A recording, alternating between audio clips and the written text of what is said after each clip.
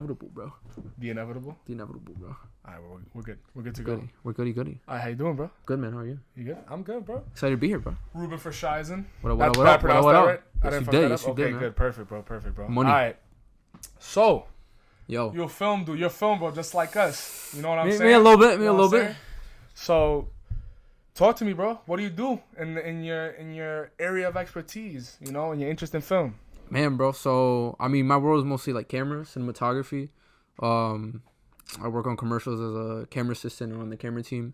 With my goal to be a cinematographer.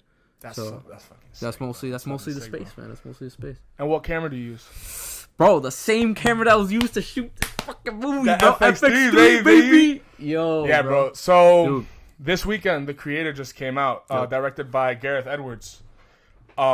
The best commercial for a camera I've ever Absolutely, seen. bro. The Like best Sony commercial, bro. should just cut them a check, bro. Needs to cut Yeah. Gareth Edwards, Greg Fraser, bro. They cut them a check, bro, right now, bro. 100%, bro. And dude, it looked incredible. Absolutely, bro. Absolutely. Holy shit. We saw it in IMAX, Yeah. as it was intended to be seen.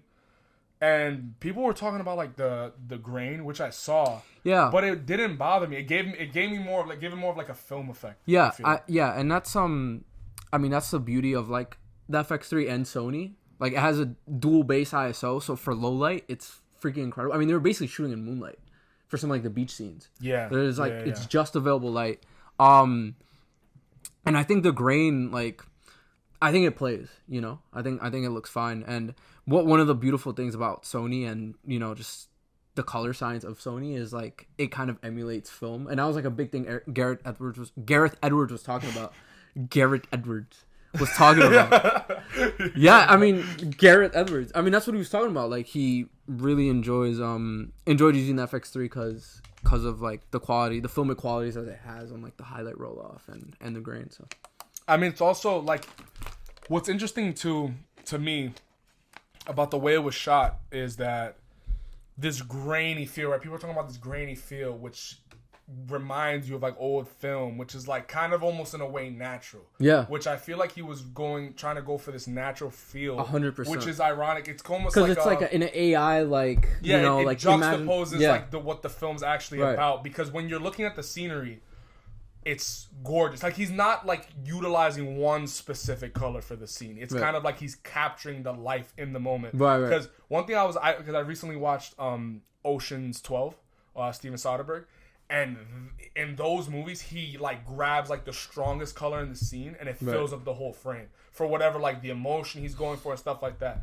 And I noticed that in a lot of other films. So here I know it's bro, it's gorgeous. It reminded me a lot of Chloe Zhao's work, and Nomadland, because it's all it's all natural. Yo, that's crazy. Nomad, bro, the fucking Nomad, dude. No, yeah, because it's a lot of it is especially for the exteriors. Because I also want to talk about this. Maybe you can later on talk about it. The great use of location, despite being a film that is very VFX heavy. So much of it was shot on location. Yeah. In Asia, in Thailand, and I think that goes to your point about how the film does it does have this naturalistic quality to it, even though it's this bigger than life concept of AI and an imagined world with AI.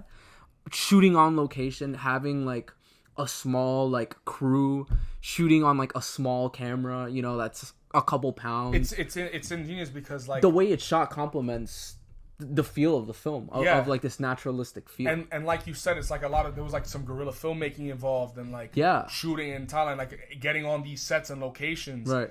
And it just attributes so much to that $80 million budget. This movie was shot on $80 million. It looks like a $300 million. It looks better than any Marvel movie that's been out this since, year. I'd say in the last decade, bro. This movie looked better than Endgame. And Endgame had $350 million going into it, and that's ridiculous. No, not shitting on Endgame. Endgame is fun. It's an amazing movie. But this was giving me Oblivion vibes. Joseph Kosinski, who made Top Gun Maverick and Tron Legacy. Right. It was giving me vibes like that. Also, that's also very sci-fi centric and stuff. Deals with similar themes, not exactly the same. But yeah, bro. He really the method of the story and the point that this movie was made was he applied that to the way he makes the movie. And I love when filmmakers do that. When it's a similar thing for me when writers structure a story based on like what's going on in the movie. Like for example, if you're watching something like, let's say you're watching a movie about cars, right? And this is very basic, but they basically structure the whole film to move faster and faster and faster and faster and faster and keep going. Like I love stuff like that. That always like tickles my little film bone. You know what I mean? Like that shit. Like, I love that shit, bro. Tickles my film bone. Yeah, I don't know what I wanted to say, bro.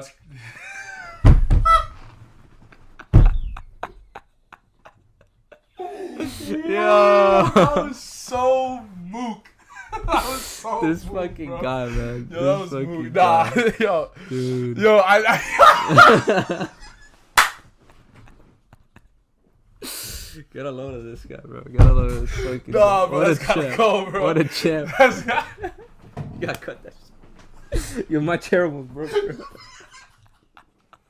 Bro, we got into our little, bro. Damn, bro, we got into a film bag, bro. Into a film bag? We got into our film bag. That was like pure, like that's how like Benzion be acting, bro. That's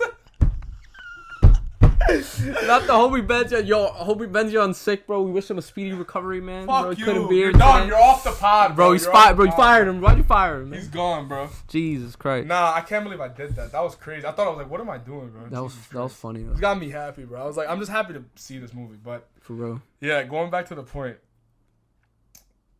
Yeah, bro. So what do you think? Like, how do you? I have a question for you because you have used this camera for so much of your projects and stuff like that. Was there anything in the film that you kind of maybe techniques that you saw maybe were used to capture certain shots? Like, was there anything you noticed? Like, oh yeah, maybe they did this or like something like that. Yeah. Well, I mean, something that I did notice was the visual language of the film. Most of it, I want to say like 90% of it, felt like it was on a gimbal or like on a dolly track. Like there was nothing was like handheld, which I thought was pretty interesting. Which kind of had this like very seamless and like beautiful like movement for the camera, which I thought was interesting. And I mean that works real well because you know the FX3 is like 2 pounds. It's tiny. So when you're dealing with the camera that has such a small form factor, versus like using something like an Alexa Mini, which is like usually industry standard or a Mini LF.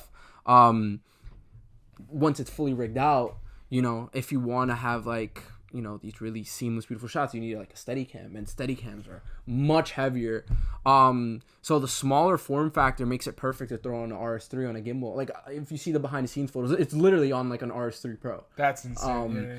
That's so having that smaller form factor allows the flexibility to do like this run and gun sort of style on the gimbal, and makes, you know, setting up way easier. It makes camera operating way easier. Something I forgot to mention earlier, Greg Fraser was the initial cinematographer for the film, but he actually had to leave, I think, halfway into production to shoot Dune 2. And he did Dune 2? He did Dune 2. So this younger and up and coming cinematographer, Oren Sofer, came in and filled in. He's like a guy from New York City who's like been coming up, you know, in the past number of years doing commercials and narrative stuff. And this was like his huge break for him. And you can't tell that, like, you know, Greg Fraser, you know, was there for only half the film, and Oren, like the way he picked up, man, it was a seamless transition, and the visual language stays untouched. It looks beautiful all throughout. And that's a real talent. That's a real talent to have that, to like really match the energy that the movie was going absolutely through. So it's huge merit to Greg, to Oren for, you know, creating this visual language for the film that stays consistently throughout, and obviously to Gareth, because I mean the world, like, I'm curious to hear your thoughts on like the world itself, because, you know, we have seen so many sci-fi films, you know, iterations of like this imagined world, like a Blade Runner world, you know, where do you Tron stuff like that, how do you think, what do you think like the inspirations were for this world, or like what do you think it's pulling from to kind of create this? Because it obviously feels distant, but it feels like a reality that could be ours, you know. Well, I definitely saw parallels to Star Wars, 100%, and I feel like a lot of these, the like Death Star, the Nomad, the Nomad literally blows up into a ball, like the Death Star, which is funny as fuck. I thought that shit was hilarious, but Yeah, it's also funny that he came off a movie that was literally about getting the plans to destroy the Death Star. Yeah. So it's like Rogue One, really baby, funny. fucking Yeah. Rogue One's incredible too. But that was his last film. Yeah, that was Gareth. I was thinking about that. It's like 6-7 years, man. Yeah, Big no, hiatus. 7, bro. That's crazy. Yeah, and that's one of the best Star Wars movies. Oh, I love it. Absolutely, especially of the new trilogy, bro. Like, oh my god, Jesus Christ. Man. But yeah, wait. Can you repeat your question? I just lost. Oh, my train of thought. yeah. Said, so, like, what did I think of the of the world itself? You know, of this iteration of of this imagined reality that can not it maybe isn't too far into the future. It's not too far fetched. Well, like I said, Star Wars definitely like some stuff from Blade Runner. Definitely the heart. Kind of the heart aspects, like the emotional aspects. You got it from Blade Runner because it was the sort of thing where like that whole narrative is about getting rid of these like cyborg. I forgot what they call them necessarily in that movie, but like getting rid of the people who are robots and stuff like that from existence and stuff, which is a similar thing here. And there's lines through it's like, oh yeah, it's just programming. Right. It's just he's off. Yeah. They're just off. Absolutely. And not to cut you off, but I think this film does such a good job of like, this like moral question of like, is AI like, is it real? Like, are we're humans, we have, emotions, feelings, and it kind of tries to like humanize these robots in some way. That's one thing I wanted to talk about because, but first what I will say though is that what I love about this movie is it's such a complex world that he's built in this film, and it's dealing with such complex topics and themes and stuff like that. But what really makes this movie work is how simple the story is. It's about a man who wants to find his wife. That's literally it. Like literally. And it's set in this world. But that's always great films always work in that way, especially with such complex ideas. With such a big idea, it grounds it. And that was one of the biggest issues with Tenet for a lot of people was that the story. First of all, there's like zero heart in that movie. It's cut like plain and simple, with the characters. There's no real heart to them. And so he gives such a convoluted plot with such a complex idea. And with very flat characters, you have bro, emotionally flat characters. Yeah, it was like it's hard. It was hard. weird. I guess the thing that really carried that movie is the visual. John David Washington. Oh, his performance, incredible. Yeah. Oh, and this as well, in The Creator. Yeah. I mean, there was moments where he kind of like feels like his dad, like that swag and like that like caring nature that he has for. I definitely thought he was better here because I was like in the first 20 minutes, 30 minutes of the movie, I was like, he's very much giving Tenet energy right now. Yeah. And the protagonist. Yeah.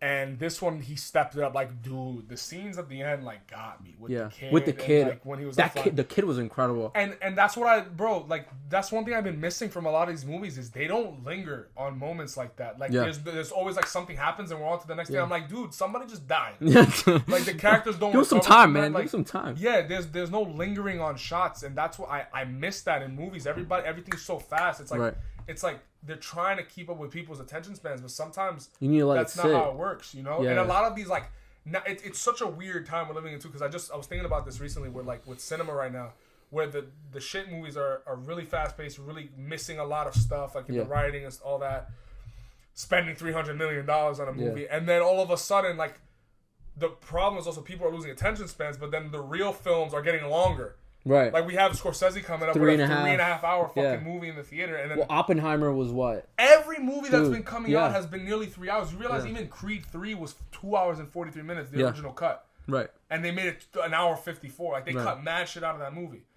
And there's been a bunch of stuff like even 2.5 hours. Like so many movies are 2.5 hours now. And I have no problem with it, but it's like, damn, bro. Damn, bro. Like you have to now like going to movies like you're literally spending a large amount of time, a large amount of your day in the theater. So it's like you're not just because now it's not just I'll spend like 90 minutes watching some small movie. It's like, dude, I gotta like watch a fucking play. Like, this is crazy. I gotta sit down and like be here for like 3 hours. Yeah, so what I love about this one too is it's only 2 hours. It clocks in at like 2 hours. Well, the pacing of it is great. It's great, but it's great in the way where it's not necessarily like it's fast paced. Yeah. But it feels long, like fulfilling. Right. Like I just watched a movie. Like I remember they were making fun of Harry Styles for saying that's like, it feels like a movie. But like I totally understand what he's saying about that. Where like there's a lot of movies that don't feel like you watched the movie. Right. You feel like you've watched the production. Right. And that's the thing that's been pissing me off in like a lot of movies, where either it's a little too far-fetched or it's not enough. Like, it's not enough. Haven't like developed an idea. Well, I thought the structure was interesting.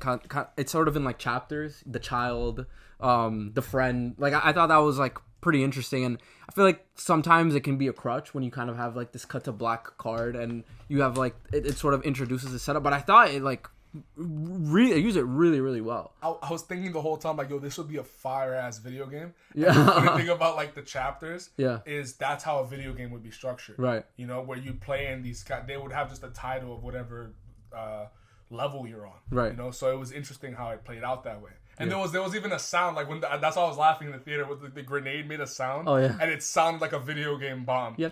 Yeah. So I had a question for you about the impact you think this film is gonna have, because you on the topic of, you know, where the movie industry kind of is right now and the sort of films that are out. How do you think this is gonna impact sort of like budgets and like productions for films? Because studios, and if this film does great, which I'm really rooting for, and I hope it does do amazing in the box office. Do you think it'll sort of like open up this conversation of we can like with a lot less money make a product that's, one, good story wise, two, looks great, and three, will actually get people interested? Like, do you think this film will sort of help shift that culture? So to answer that question first, and then I'll answer the one before. In terms of the budget, because there's so few films out that are like bringing people to the movies, because we live in New York, of course we're gonna see people in the theaters popular and stuff like that, but in other states where people have to drive, people have to make plans, people working and stuff like that, like they gotta the general audiences have to work to get to the cinema, right. You know, not everybody has A-list, not everybody, some people like right now, like this was a $30 ticket, but we have A-list, so we don't pay that A-list shit. Baby. So it's the sort of thing right now, I feel like now people are definitely noticing. Like, it's a big part of the conversation right now, where like there's been so little films out, so this little gem of a movie just came out, and I think it's gonna get people talking about it. In terms of the box office and how much money I think this movie will make, it's really unpredictable. Yeah. Because we live in it's such a weird time for movies. Like, literally, I don't know, I can't even tell you, like, I'm not even sure if Oppenheimer would have made the same amount of money if Barbie hadn't coincided with it. Released, and it's such a funny thing because it was done on purpose to fuck Oppenheimer over. To fuck over Nolan. And because it became such a cultural event, like a cultural phenomenon, Barbenheimer, it brought in so much revenue for both movies. Yeah. So everybody got a W. Right. So it's so weird because, like, movies like, what's it called? Like, a lot of, even the Marvel movies are going downhill. Oh, yeah. No one's watching them. Right? No one's going to see them. I remember Quantumania underperformed crazy, and even Guardians of the Galaxy Volume 2 underperformed crazy. But this has been such a shit year for movies that that's in the top 10. Right. I think of this year, like highest grossing movies. Probably. Cause I think it made close to like 600 mil, 700 mil, something like that. Like, I could look it up, but yeah. So I don't know. I'd say like a successful box office with this movie would have to be north of like 40, 50 mil. But the thing is, like not even making its budget back. I don't think it's gonna make its budget. Maybe I don't know anything about how it's gonna do in Europe and stuff like that. Well, yeah, international. Maybe in China it's gonna do well. You know? If I'm not wrong, I believe it made like 1.6 million for the for previews so far, and Saw made about 2 million. How much did they make in previews? 1.6 million. That's decent. If it goes above 1 million, you're doing decent. Yeah, and I saw either broke the $2 million mark or it was like right under 1.9 million. Yeah, it made. Guardians.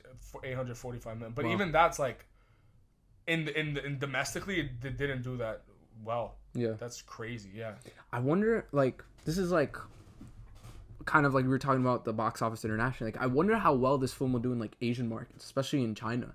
Because that's like a huge market, say, for like Marvel films. It's a huge market for Marvel films. So I wonder what. So I'm really curious to see like what the reception will be in like Asian countries, especially in China, with like they have a lot of stuff with censorship and things of that nature. So I wonder if this a big, I hate to say it, but films do rely on these like international box office in order to do well financially. And China is a huge market. I also wouldn't be surprised if this movie sort of had like an Avatar effect. Yeah. Where like a movie comes out, buzz goes around, and the box office increases like as the weeks go on. Right. Because like word of mouth. Like it's literally the time that we're in so fucking Yeah. It's really weird. Like a Sound of Freedom type thing where everyone was watching it because people were talking. Yeah, and it was also what's it called? Like with the strikes and how this movie really coincides with what's going on there with the AI. Like there's literally a scene in this movie where it's like, moment. it's like, oh, donate your likeness. Yeah. You know, but that's literally what one of the biggest points of like the strike was like, dude, they want to take our likeness. That's why SAG is on strike, because like, dude, you can't just take someone's likeness like that. Right. That's insane. Right. So it's also like it's one of the it's a zeitgeist film. It's a film of the time. It's literally there hasn't been a better time to release a movie than now. Yeah. Like a movie like this, like The Creator. Absolutely. And so it's crazy, bro. Like I literally think that this, like you said, it's a zeitgeist moment for this film. So yeah, we'll see how it does. I think the title itself, The Creator. Now that dude, I was just about to say that. It's so interesting. Yeah, because I mean they have that. It's the word in Nepalese. Or what was it? That's referred to. Nepalese. It was It's. Oh my god! I forgot what it's something not. I don't want to butcher it either way, but it's so interesting, like this idea of the creator, because at the core of the film, like we said, it's about a man who wants to find his wife once again, his pregnant wife. That you good? Yeah, I didn't want to mess with the buns. Oh, okay. You know, it's about no, you're good. It's about a guy trying to like find his pregnant wife who may or may not have died after this blast. And he's like the strikes, filmmakers trying to find. No, did you remember when I was at the movie? I was like, yo, when the kid was trying to get to the bomb, like, or the kid was, he is the bomb. I'm bugging, but what? He's the person that was supposed to eventually. He was supposed to die in that ship. The kid? Yeah. Remember, like he was set up to that. But anyways, I was making the joke where I was like, yo, Plan B, trying to get to the kid, bro. This fucking because they were like trying to stop it. Like, bro, it was so funny, bro. It was so funny. That kid she was amazing. Like her performance was amazing in that film. Like the way she was crying, man, like it was heart wrenching at the end when John David. Child actors, bro, going crazy. Like that. You don't find a lot of kids that can pull that off, bro. Like that's 100%. Insane. 100%. And she's supposed to be 5 years old, I think, in the movie. Like the character's 5 years old. Really? Because it was 2065. When the and then it's 5 years later. 5 years later, so damn, yeah. So it's supposed to be like a 5-year-old kid. Yeah, and that speaking about the kid and like like what we just said about the creator, like it's so interesting because John David loses his child and his wife, and then like finds this child, and it's sort of interesting, like the arc that he has as a character, where he's very like apathetic towards AI at first. They don't have feelings, they don't care, and you see the way he grows attached to this kid as if it was his own. Then we find out who the creator actually is of this kid. Yep. Which is David Washington, the protagonist. The protagonist. So, yeah, and it's also like this idea of the creator, like we're technically the creators, like for AI, right? When you think about it at that level. So, yeah, like the way it approaches. What happened to the actual kid? Was she actually pregnant? I think I missed that. What? Because she was actually pregnant. What? Like she was pregnant. Yeah. But that kid was made like out of out of like the embryo. Yeah. Yeah. So there was so what was in her stomach? Because she had a bump. I don't know. Damn, bro. Plot hole. Damn, I mean, we've been praising the film extensively, but I think there is some room for critique as well. It's a lot of nitpicks, bro. Because I'm not gonna lie to you. Like did you see the Rotten Tomatoes score for this?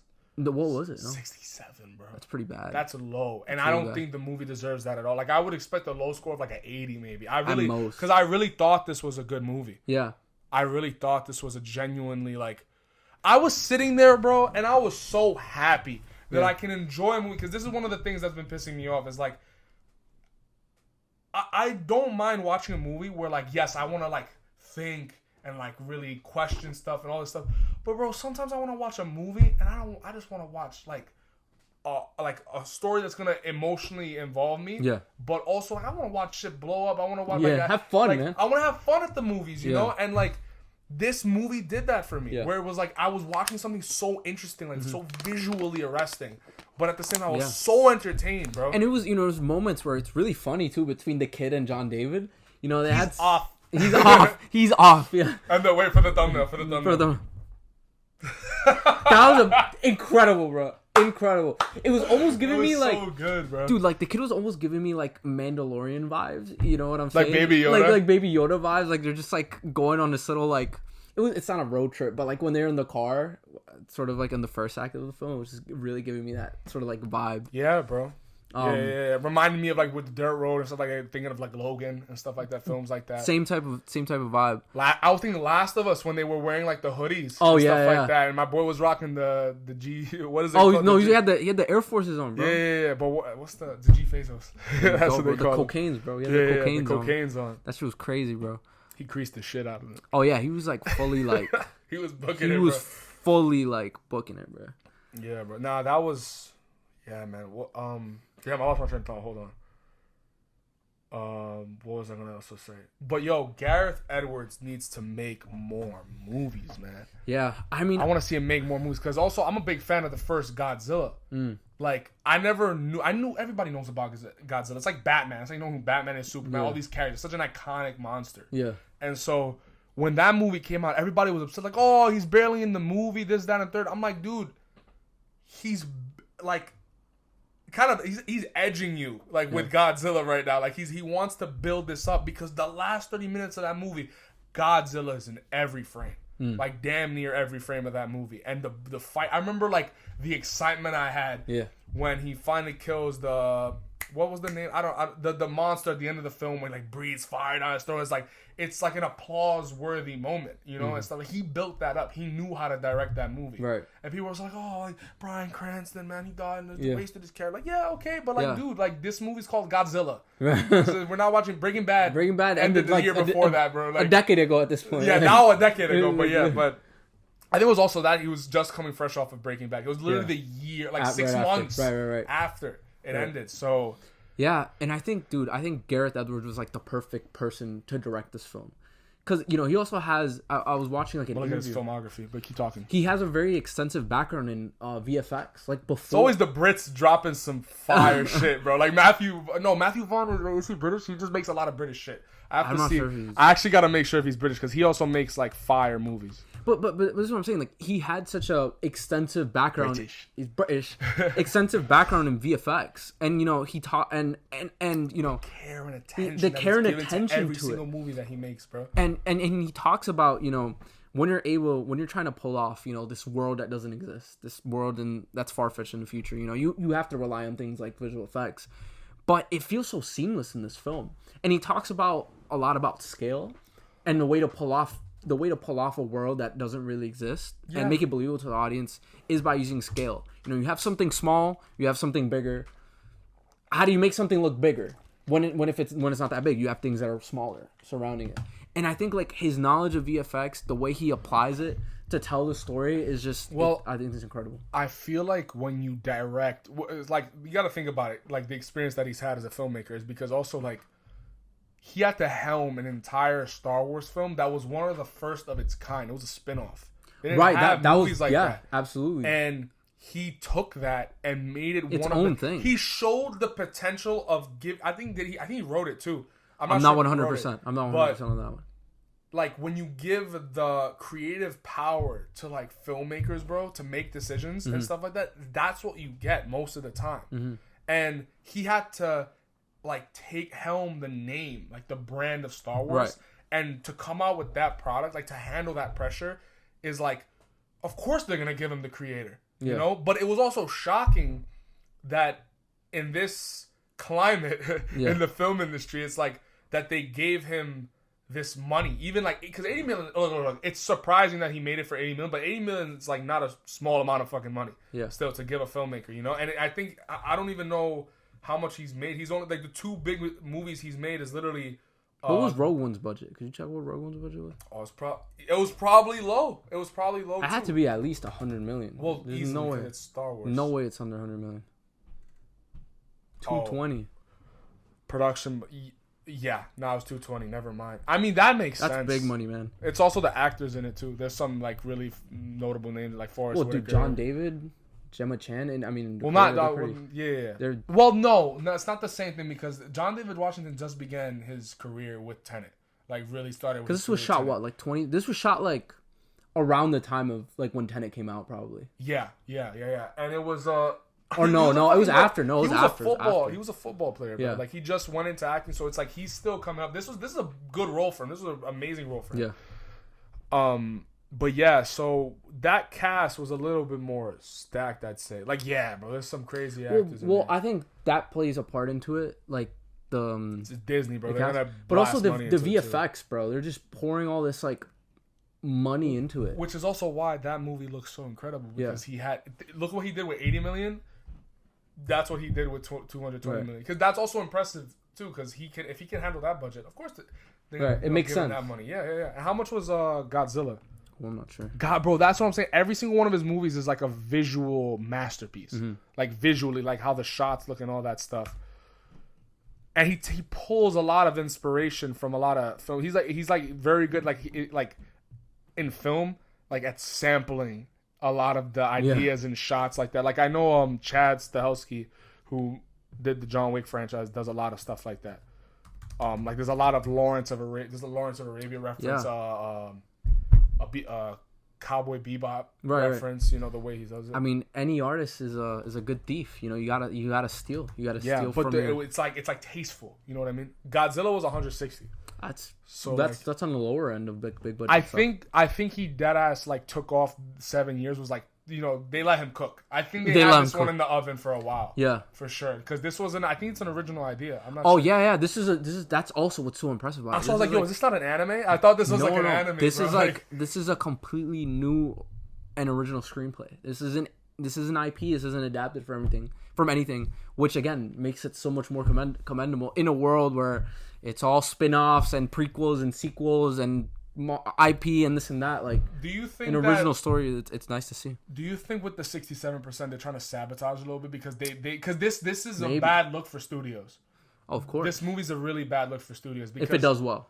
Because like when you have stuff like Ant-Man Quantum Asamania, bro, whatever that fucking movie is, it getting like 300 million in a budget and it looks like shit. Mm-hmm. That's a problem. Yeah, you know. That's why like now is like it's a huge like turning point right now in the industry and it's so weird. Like I can't even explain. Like we always get into these discussions even with Benzion. Like it's such a fucking weird thing. It's such a weird thing.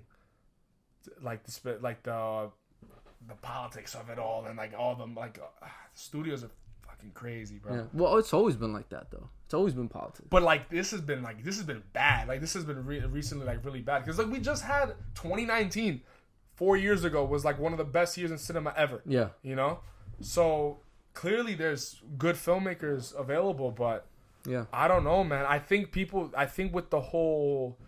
Because as much as I hate talking about it, the MCU had a lot to do with like how films are being made today, and it impacted the box office a lot and stuff like that. So now I feel like we're almost in a recovery. Yeah. From a lot of these like big superhero movies and stuff like that because the effect of the and even James Gunn, I watched a video he was talking about it a while ago, where he was like, it's not the problem there's too many superhero movies, it's that people stop caring about the stories in these films where it's like. Nothing makes sense anymore. Yeah. And nothing is written well. Yeah. None of that stuff. Like, if you watch The Suicide Squad that he made 2 years ago, it's a damn near perfect movie. In my opinion, I think that movie's damn near perfect. Like, I love every second, every shot. The characters are so good. Like, it's chef's kiss. I bit my lip. That hurts like a motherfucker. You good? Yeah, it's chef's kiss, bro. It's amazing, bro. Well, I mean, you kind of hear about this a lot. Like, you know, a big impact of the legacy of like these like Marvel superhero films is kind of like the death of like it's not cinema, bro. It's not cinema. No, not that. Like the death of like the superstar, of the movie star. Like people aren't going to watch a film because of someone's. They're watching it because it's Spider-Man or it's Batman. That one Anthony Mackie video from Comic-Con. I know you've seen that. No. You never seen that? That's one of the most iconic videos because he was talking like the death of the movie star. Like there's no Schwarzenegger, there's no Tom Cruise. Like I mean, he's still around. He's still around, but I mean, he's still here. But like he's like the only movie star. But there's no Sylvester Stallone. You know what I'm saying? Like we have movie stars, but it's so oversaturated. Where they're so like Timothy Chalamet, like Chalamet, bro. I would say Zendaya is like, and Tom Holland. Because Uncharted is such a fucking piece of shit, dog shit, trash that should have never been fucking made. and Tom Holland made that movie make money. Yeah. Like, I low-key have beef with him because of that shit. Like, I don't fuck with that, we know you love the Uncharted film, so. Yeah, nah, bro. You're a big fan of it. Yeah, nah. But I have 3 of the Blu-rays. I have 3 of the Blu-rays, which one of them I smashed into itty-bitty pieces. That just shows your love and affection for it. Yeah, I love that movie, bro. Blech. Blech. I can't stand thinking about it. Don't make me think about that shit, bro. You should watch my... Yo, I'm going to put my letterbox in the Instagram, and they got to see my review of that shit. I don't think I ranted like a whole wrote a page, college bro. essay on it. Yeah. I wrote a finals paper for that shit. This is why this movie sucks, Professor. Why you're such an asshole. That's some film bro shit. That's some film bro shit. Oh, well, this is Film Bros University, so. Yeah. Yeah. And you are an alumni, so. There we go. So I want to have all of us there, like all the alumni. Poilio, dude, that would be that'd be havoc. Yeah, we don't have enough mics. we're also on a $8 budget. $8 budget. $8 budget. Bro. 80 million. We got $8. That's all we got. $8, bro. Forget 80 million. But yeah. So speaking of like all of the crazy stuff going on in the film industry right now, like so the WGA, like. How we feel about that, you know? We got the contract, man. We did it, man. I don't know too much of the specifics. I didn't have time to look into it too much. I read the initial letter that they gave out. The studios folded. I mean, all the demands were met in terms of like. Did they release the details? I didn't see that. Yeah. I gotta look at it because that's what I was looking. I was like, yo, where's the shit? Protection from AI royalties.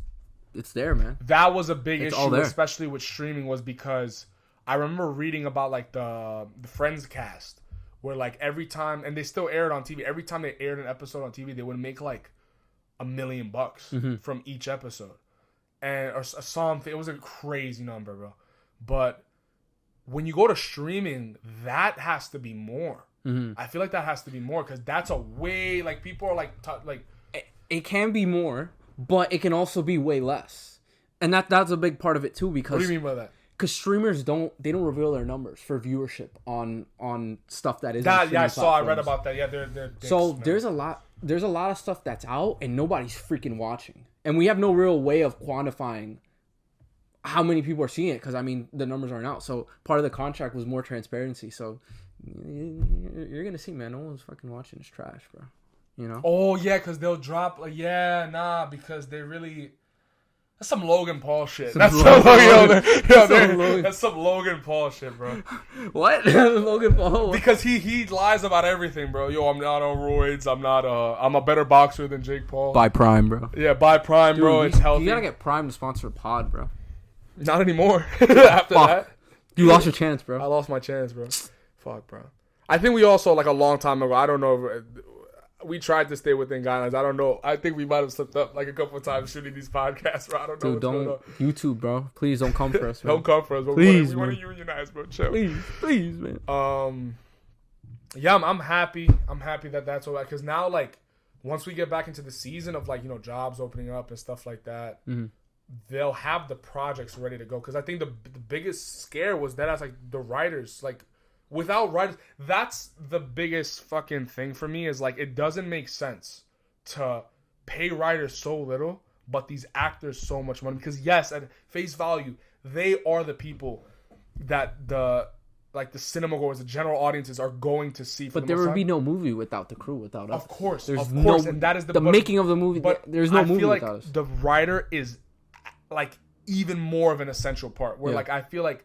Writers and directors need to be held hand in hand. Absolutely. Because that's why like so many. I remember Schultz was talking about too on Flagrant, where he was saying like you see a lot of these movies when the writer is also the director, the product that comes out, even if it's not good, there's so much like more well thought out ideas that wouldn't be explored in like a big studio movie or something like that. Right. You know? What happened? You good? Yeah. I don't know if that's low battery or low storage. I can't tell from here. I think this is, I don't know. It's something. It's something, bro. But yeah. So, It's hopeful. It's looking hopeful. I mean, they It's gotta settle this shit with SAG right now. It's a sign in the right direction, man. Because now like I said, the VFX artists wanna get on strike, bro. Because I'm like they've been done dirty like a lot too, like really badly, bro. I mean, like with the MCU, too? Like they'll they have they're still touching up the film like the day before it's out. They lose time with their families, bro. Like there's working insane hours. And again, that's a testament to the creator. When time and energy and care is put into visual effects with the way lower budget, it looks so much better than like. Yeah, and you can nitpick the script and like pull apart the logistics of the story and all this stuff, but bottom line is, it's visually beautiful, it's emotionally arresting. Like I'm invested in the characters, great performances. Mm-hmm. Like, and one thing I also loved about the movie, not just the visual, but like so much attention to detail to even like the regular robots. Like I'm looking at these robots, and there's these intricate movements that the way they're moving their mouth. Like when they're just chilling on the boat, they look like people. When they're cheering, they're like but the way they're like there's like it's almost like there's pieces of metal to create their own skin. In a way where they feel so fluid. And to add on to that, one of the things they did was they had actual people in the scenes, like with the actors, and then they composite it when they're in post, but that you can feel it because it feels like there's someone physically there and not just like a freaking green screen, and adding it in post. So your point, how did they do the robots? Like, how was it someone standing? Like, well, they had people standing in. I don't know if it's so accurate to human. Like I've never seen a movie get that. That's actually one of the most impressive things about it. Yeah, is how accurately the robots move to like people. Right. Because that's another thing with like video games too. When you like the graphics are getting so much more better and better, but it's very small now. But the one thing that's always uncanny is like the movements. Right. Like the eyes, the gestures, mouth. Like that was one of the weird things with like Alita Battle Angel, when they did the CGI for Alita, and it looked uncanny as fuck. Mm-hmm. But they purposefully made it look animated because it is based off an anime, and her eyes are big in the comics, and she is a robot and a cyborg. But it still look weird, bro. It still look weird. Yeah, it still look weird. Yeah. So what were you gonna say?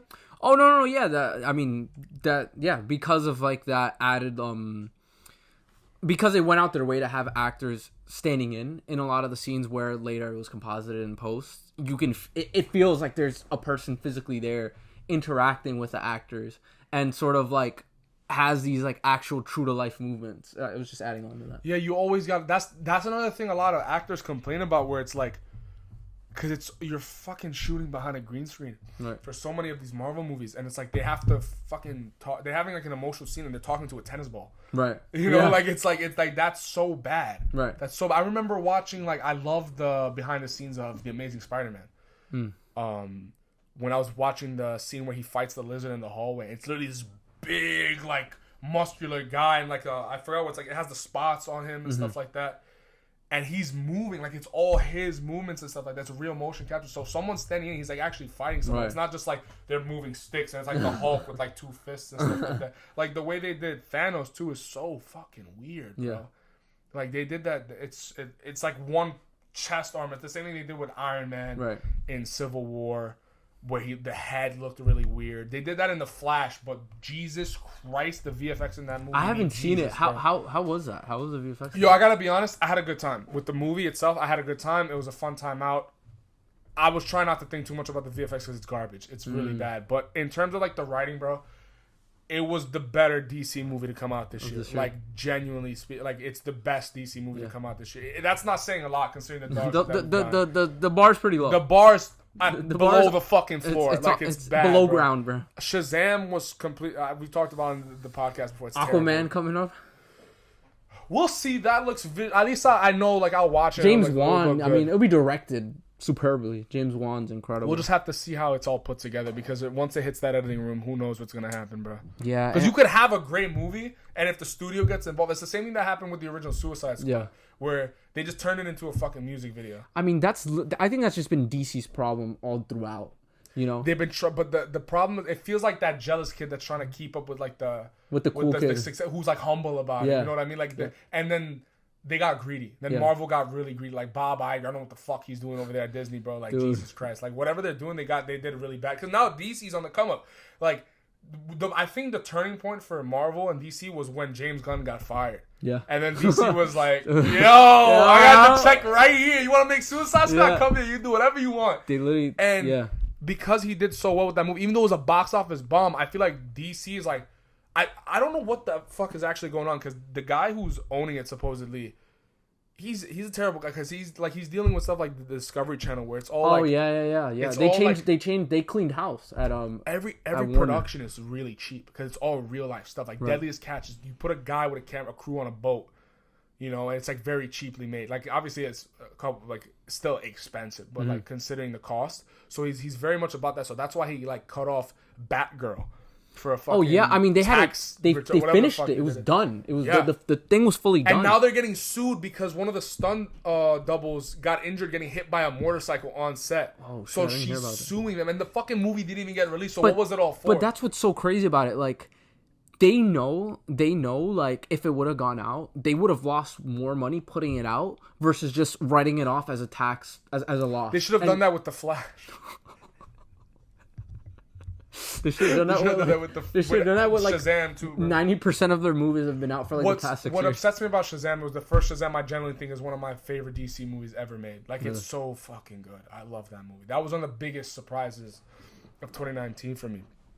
But yeah, bro, like they fucked up, but now like they really messed up though with this James Gunn announcement, because it's kind of made all these DC movies like, why are we going to see them if it's done? Right. They should have wrote off all the movies. That was the dumbest mistake they made, because all of these movies bombed. Mm-hmm. Like The Flash was on HBO Max, I think by August. Wow. It wasn't because like, dude, Mission Impossible and a lot of these bigger movies, even back in the day, bro, like fucking like I remember seeing Despicable Me as a kid. Yeah. Me too. It came out in June or July. It was like summer. I watched it in the middle of September. Yeah. For the first time. So it was like these movies would have like a 90-day window. Right. Where it still be playing at some theaters, and now you don't have that anymore. Now, like, I remember the Batman was like, oh, it's on Max in 60 days. And I was like, what? Oh, no, 45 days. Yeah. So it's like they're giving them a month and a half, and I'm like, dude, what the fuck? Like, that's why Christopher Nolan left Warner Brothers, and I forgot who he's working with now, but he's with Universal. Yeah, He's with Universal. So, like, now it's like, it's such stupid shit. It's so... I'm not surprised, but I'm also like, guys, can y'all stop being dickheads? I mean, I get why it's being done. Because, I mean, the industry is shifting so much to this world where streaming is a lot more accessible to people. And COVID helped, you know. Yeah, but people still want to see the movies. Like, at least release it. Like Knives Out 2 shouldn't have been released just for 1 week. That was ridiculous. And then they re-released it. Wow, I didn't know it was a week. I saw it the day of, like the day before Thanksgiving. Went to see it. Wow. Awesome movie. I think that movie's perfect. I think that one's better than the first one. That movie's first one's perfect. incredible. It's written impeccably. I think every joke in that movie landed for me. Is not a moment that's offbeat. Mm-hmm. The twists are really good. The cast, off the charts. Mm. Like, it's incredible, bro. I remember that was like, I walked out of that movie, I was like, this is why we love making movies. I was like Tarantino on set, bro. I was like, why do we do it? Because we love making movies. I was like fucking going berserk. It was like 1 a.m., bro. That's such a funny video of Tarantino. Yeah. Because everybody's like acts like they're like in a fucking sweatshop, bro. Yeah, they're like walking the cameras and shit. Bro, they look. That's so funny. It's like, God. We torture ourselves with this shit, man. But it's like, this is what we love, bro. That's why we do it. It's all the fun. So yeah, like, why we do it. Even this is one of those movies. Like, this is why I love this. This is why we do this. The movies like this is what reinvigorates my love for film. And absolutely. What I was thinking about too, like during the video, I was like, dude, this is like some Dune level shit where like, this is gonna inspire kids growing up. Like the movies, like bro, Tron expanded my fucking mind, like like for what visual effects are capable of. Mm-hmm. That was 2010. Mm-hmm. That movie walked so Blade Runner could also like walk, because that movie bombed. But like when it first came out, yeah. But now it's like a cult classic, and so is Tron. Like Tron has definitely found its like family. Oh, absolutely. And it's so weird. I feel like everybody's having like their Hayden Christensen moment where like he got shit on when the movie came out, but then all of a sudden everybody loves him. Yeah. Now, because I fucking love that portrayal of Anakin Skywalker, because that's what I grew up with. Right. So now I'm like, I remember like recently, like in the past few years, seeing like stuff like Batman Arkham series or like Tron, like all these stuff that I grew up with. Not many people knew about it, and now they're like big fans. Like, it's like all these kids that grew up with it are coming out and like talking about. I'm like, holy shit! Like I never knew this many people like loved it that much. You know? So it's nice to see that, and it's the same thing with like I'm interested to see how Baby Driver. The legacy of Baby Driver. The legacy, like how long that goes on and stuff like that. But yeah, that's always interesting to see how movies age and stuff like that. Right. You know. But yeah, man. So, The Creator, it was a good time. Great time. Wouldn't mind seeing Gareth Edwards take over a couple other movies.